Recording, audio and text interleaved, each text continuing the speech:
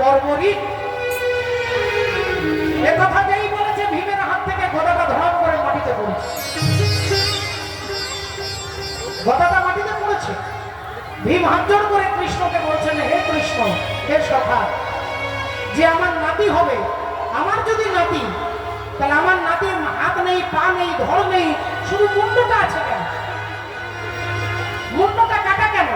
শুধু মুন্ডটা দেখতে পাচ্ছি, ধরটা নেই কেন?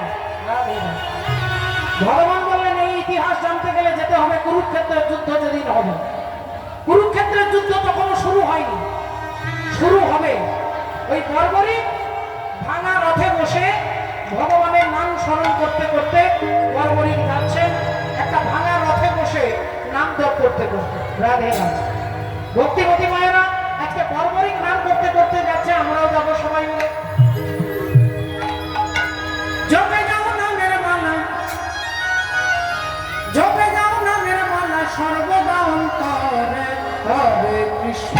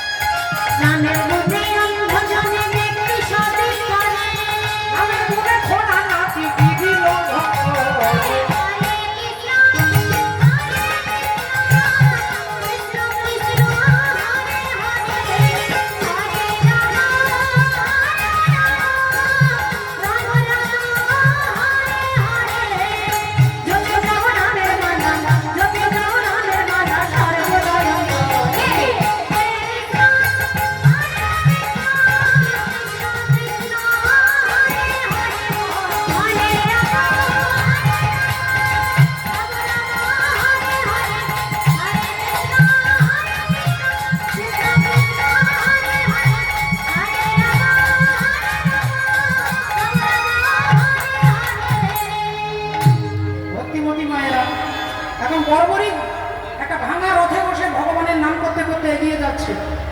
আর আপনারা সবাই জানেন যে হরি নামে ভগবান হরি নেমে এসেছে।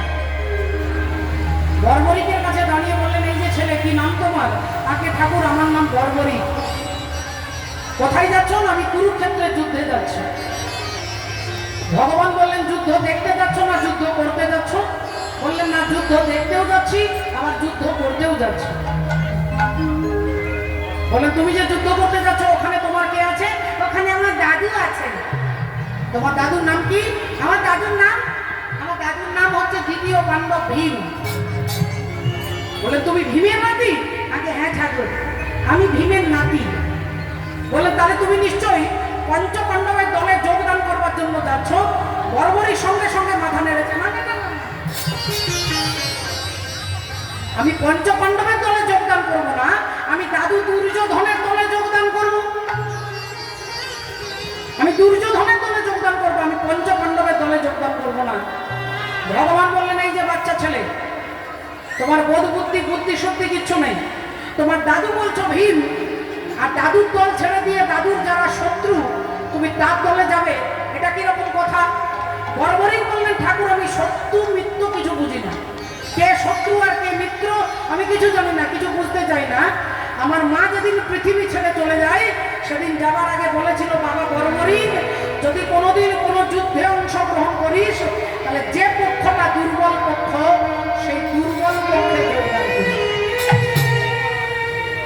তাই আমার মাকে আমি কথা দিয়েছিলাম, আমার মা মৃত্যুর আগে আমার হাতে ধরে বলল, বাবা বর্বরী, তুই দুর্বল পক্ষে যোগদান করিস বাবা। তাই দুর্বল পক্ষ হচ্ছে দুর্যোধনের পক্ষ, আর সেই দুর্যোধনের পক্ষে আমি যোগদান করতে পারি। ভগবান একটু মিষ্টি হেসে বর্বরীকের দিকে তাকিয়ে বলছে, তোমার মা তোমাকে দুর্বল পক্ষে যোগদান করতে বলেছে, তাহলে তুমি দুর্যোধনের পক্ষে যোগদান করছো কেন? দুর্যোধন কি দুর্বল? যাদের পক্ষে আছে 11 অক্ষহীনী সেনা,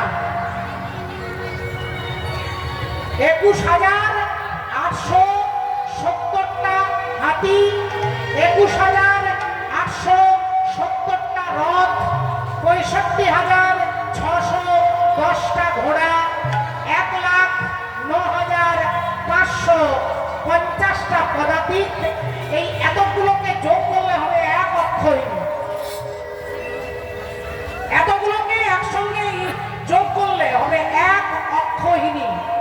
এরকম 11 অক্ষহীনের মালিক হচ্ছে দুর্যোধন। আর তোমার দাদু পঞ্চপাণ্ডব যারা, তাদের পক্ষে আছে 7 অক্ষহীনী। তাহলে তুমি কাকে দুর্বল বলবে? বর্বরী বলছে দুর্যোধনই দুর্বল। ভগবান বলছে তোমাকে হিসেব করে বুঝিয়ে দিলাম, ওদের 11 আর এদের 7, তুমি এদেরকে দুর্বল বলছো কেন? পঞ্চপাণ্ডবকে দুর্বল বলছো না কেন? তোমার দাদু ভীম আছে বলে?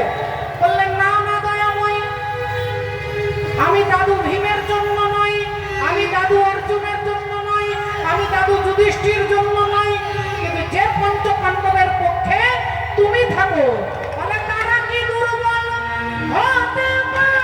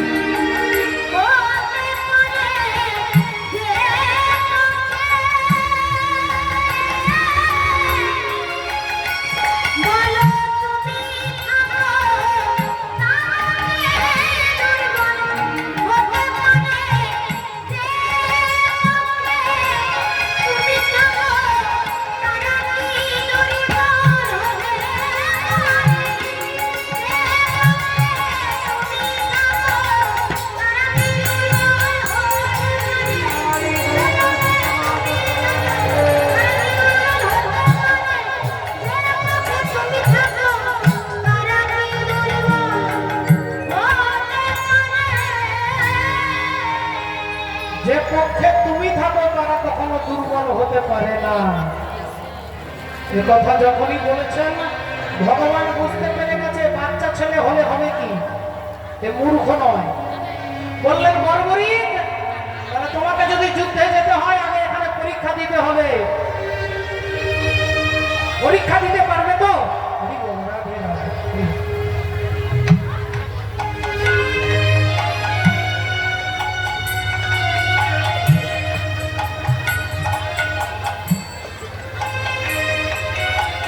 তোমাকে আজকে পরীক্ষা দিতে হবে।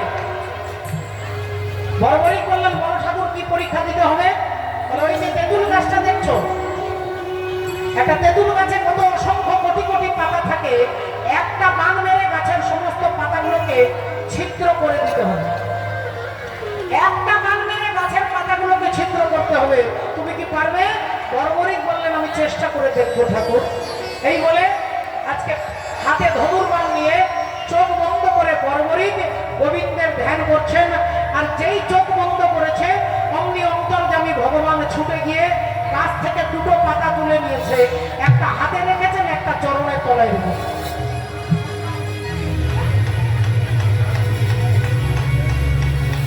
একটা তেঁতুল পাতা হাতে রেখেছেন, একটা পায়ের তলায় রেখে ভগবান চুপ করে দাঁড়িয়ে আছে, যেন কিছু জানে না। আর বর্বরী গোবিন্দের ধ্যান করে ওই গাছটাকে লক্ষ্য করে তীরটাকে ছুঁড়ে দিল।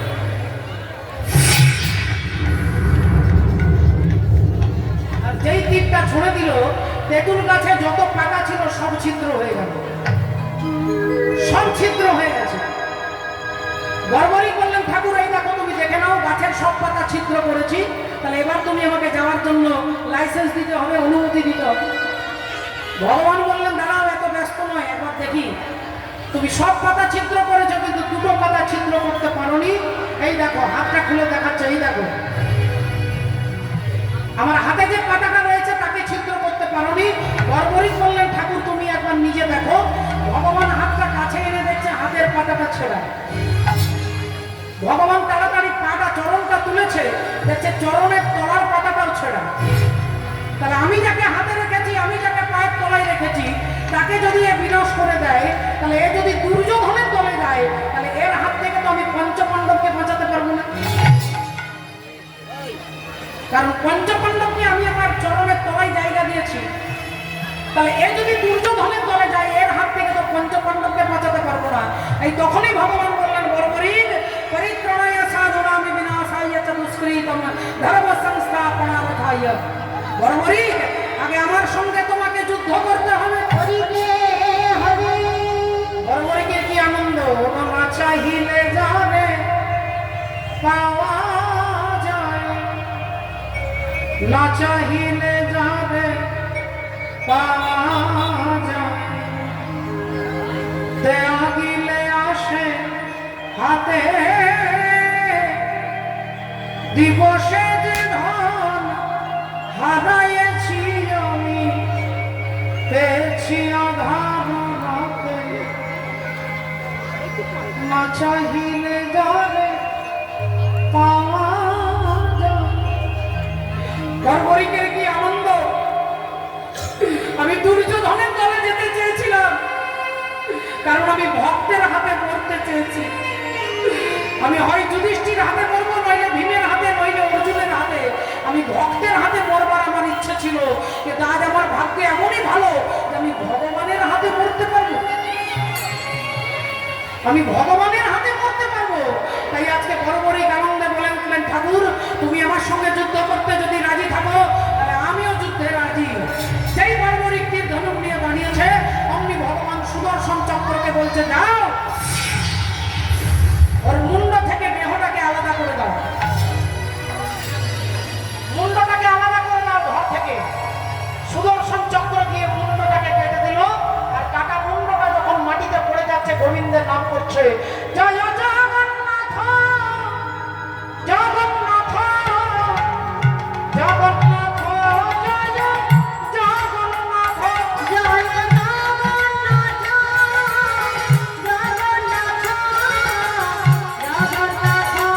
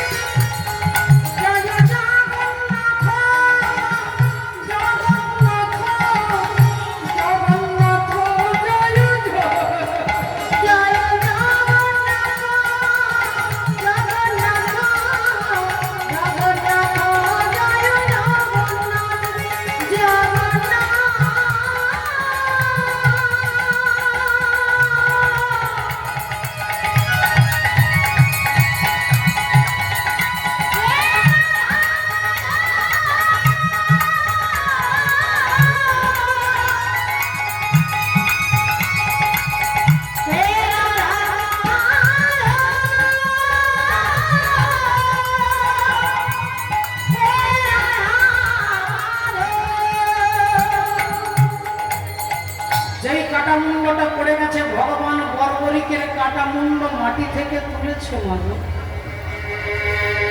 দুহাত দিয়ে ভক্তের কাটা মুন্ড তুলে বুকে জড়িয়ে ধরে বলছে বর্বরী,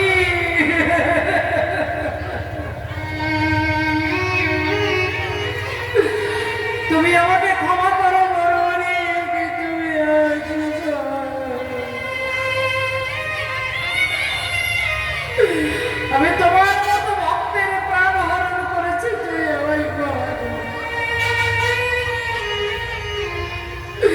শুধু সাধুদের পরিত্রাণের জন্য তোমার মতো ভক্তকে আমি হত্যা করেছি। বলো বর্বরিক, তুমি আমার কাছে কি চাও?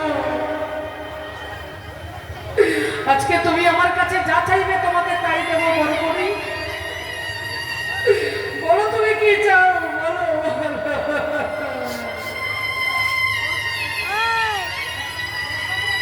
বর্বরিক বললেন, ঠাকুর আগে তুমি আমাকে বলো, তোমার হাতে যে মরে সে কি মরে না অমর হয়ে যায়?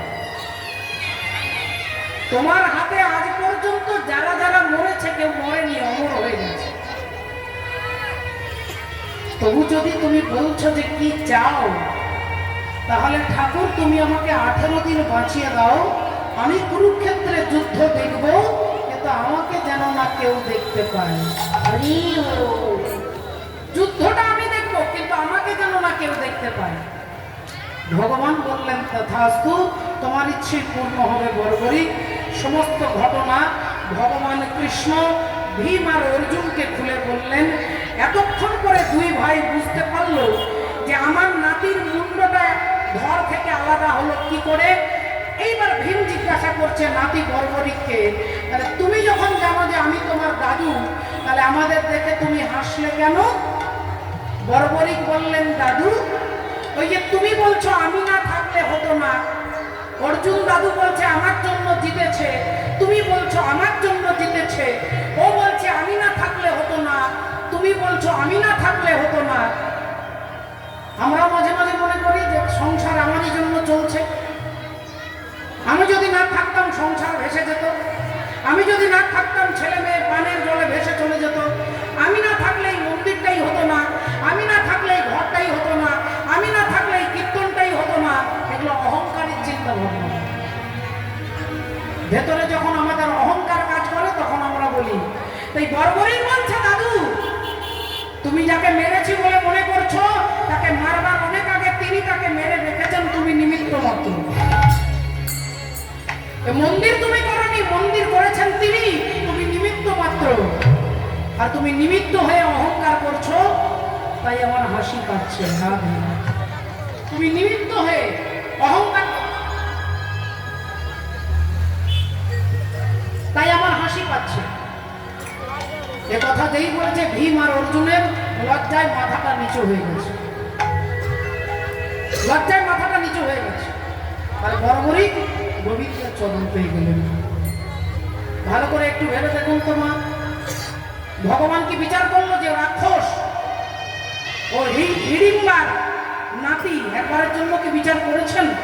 ভগবান বলেছেন যে আমাকে চাই আমি তাকে চাই, আর যে আমাকে না চাই আমি তাকে না চাই। আজকে কি নৌকো তৈরি করছে? ধৈর্য বাড়ে বুকর খাড়া করি,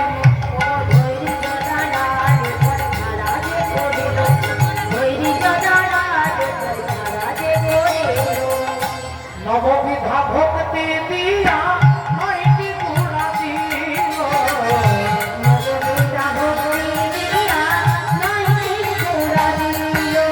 আর নমস্কার পাতল লোহা তাহাতে মারিল,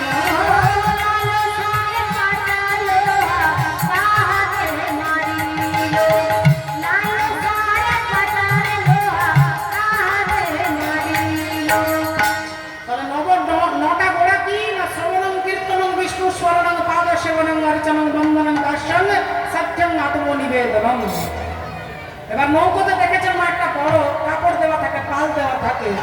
সরল সুবুদ্ধি দিয়া মাস্তুল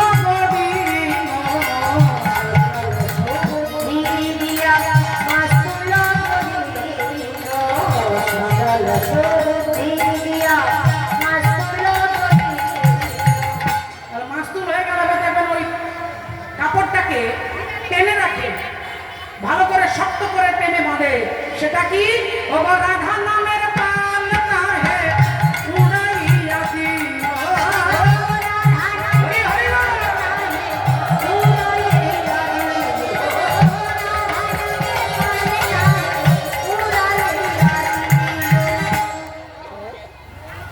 ভক্তমণ্ডলী ভক্তিমতী মায়েরা সেই নৌকাটা তৈরি করে নৌকা সেজেছে ভাই।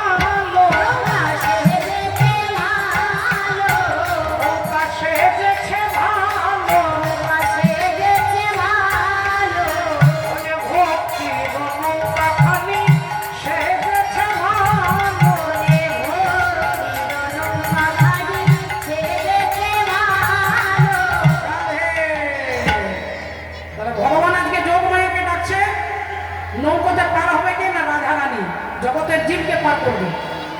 তাহলে রাধা গোবিন্দ যমুনা, যমুনাতে বিহার করবে, আমরা কি পার হব? এই সংসার যমুনা, এই সংসার যমুনা আমাদেরকে কে পার করবে? আমাদেরকে কে পার করবে? তত্ত্বদর্শী মহাজন বলছেন ওই যোগমায়ারূপী গুরু আপনাকে পার করবে। আমার একলা যেতে ভয় করে, চলো গুরু যাই দুজন পারে।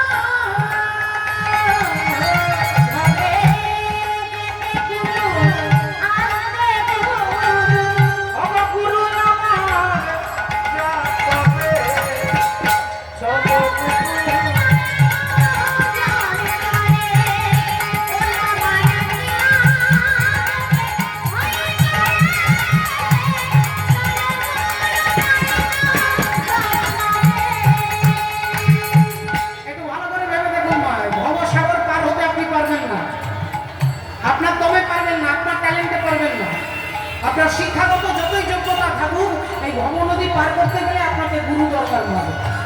যতদিন জীবের গুরু কর্ম নাহি হয়, পশু বলি সেই প্রাণীকে জানিবে নিশ্চয়। আমার দেহ ছিল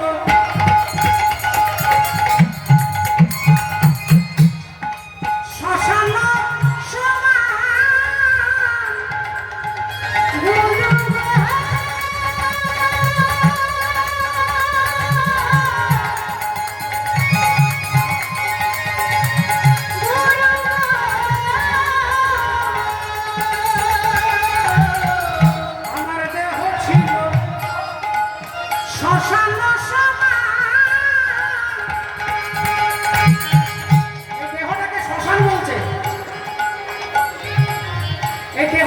সমান, শ্মশানে কি হয় মা? মোড়া পোড়ায়, মোড়া ফেলে, যেখানে জীবজন্তু মরে গেলে ফেলে দেয় সেই জায়গাটাকে শ্মশান বলে।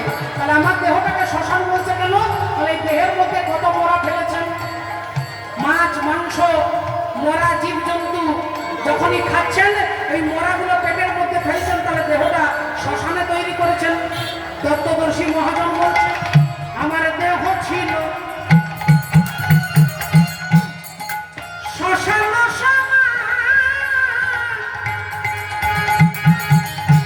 আমার গুরু এসে মন্ত্র দিয়ে করবে ফুল বাগান। আমার দেহ ছিল শ্মশান সমান, গুরু এসে মন্ত্র দিয়ে করবে ফুল বাগান। সেবা গানে, এখন সেবা গানে, সেবা গানে, সেবা গানে, এখন সেবা গানে ফুল ফুটেছে।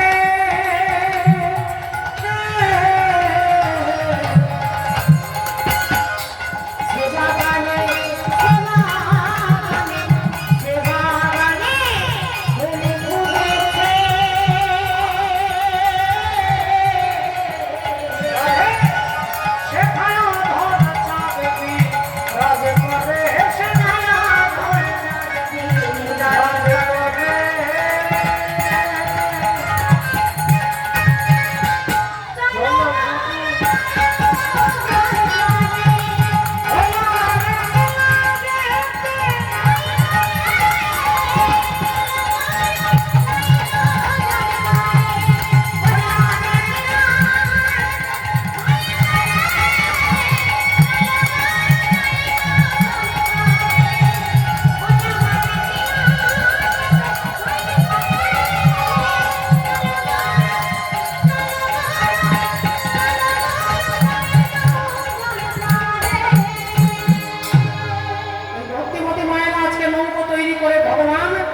তপন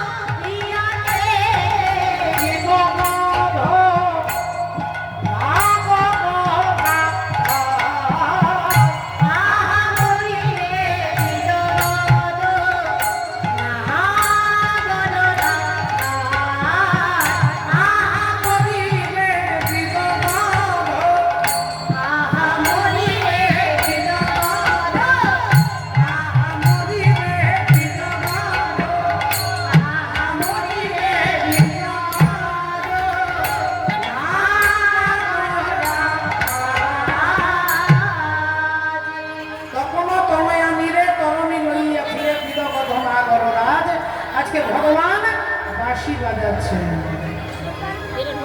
ভগবান বাঁশি বাজাচ্ছে।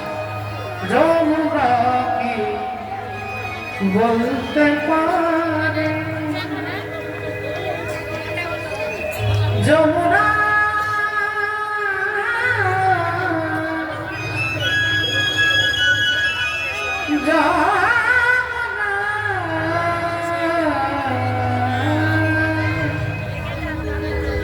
যমুনা যমুনা যমুনা যমুনা